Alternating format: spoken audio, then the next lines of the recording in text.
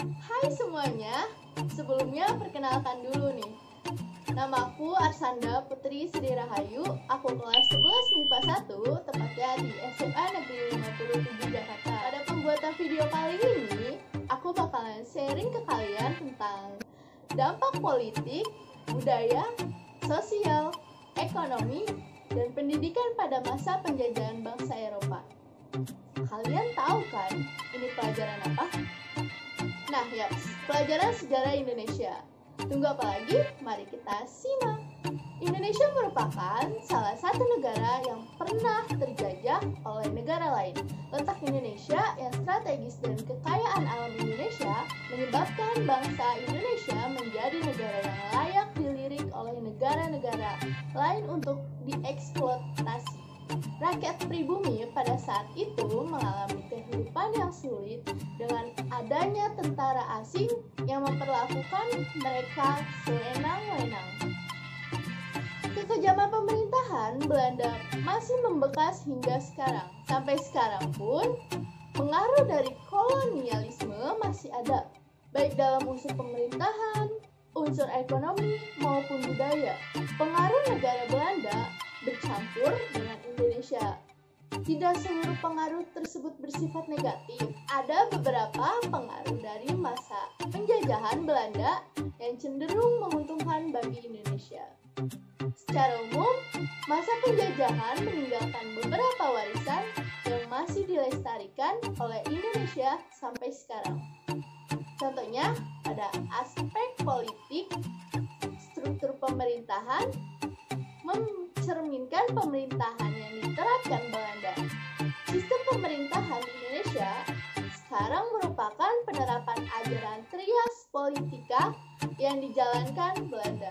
Nih, dalam bidang budaya, kolonialisme meninggalkan beberapa karya seni budaya yang bercampur dengan budaya Indonesia.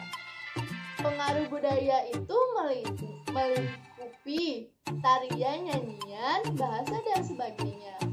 Dalam bidang sosial, Belanda mewariskan penyebaran agama Kristen.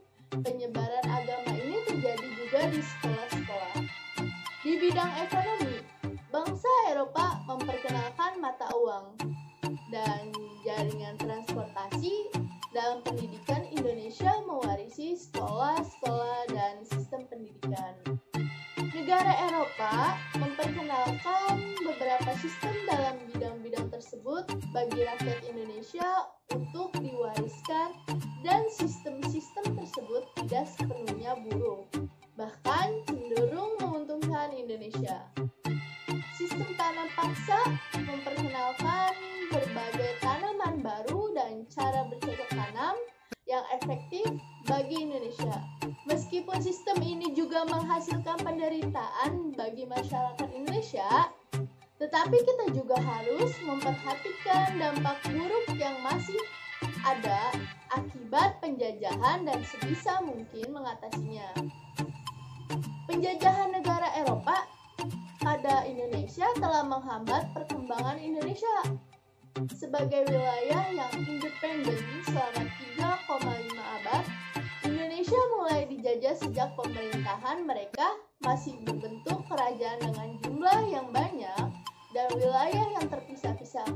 Namun, karena penjajahan itu, Indonesia secara paksa harus menyadari kekuatan dalam persatuan dan sesegera mungkin bersatu mengalahkan penjajah.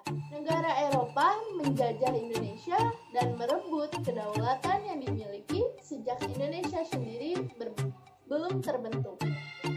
Dengan sistem politik Belanda yang berfungsi untuk mempermudah Belanda untuk menguasai Indonesia, divide and conquer atau divide and impera, rakyat Indonesia dipaksa saling membunuh saudara mereka sendiri. Persatuan yang dibutuhkan jelas sulit tercapai. Mungkin sharing yang aku bisa sampaikan ke kalian cukup sampai di sini. Mudah-mudahan aku bisa men-sharing atau memberitahu kalian apa yang aku sudah tahu. Ya, intinya seperti itu kurang lebihnya. Jika kalian tidak paham bisa komen di bawah ini, dan jangan lupa lupa like, subscribe, and share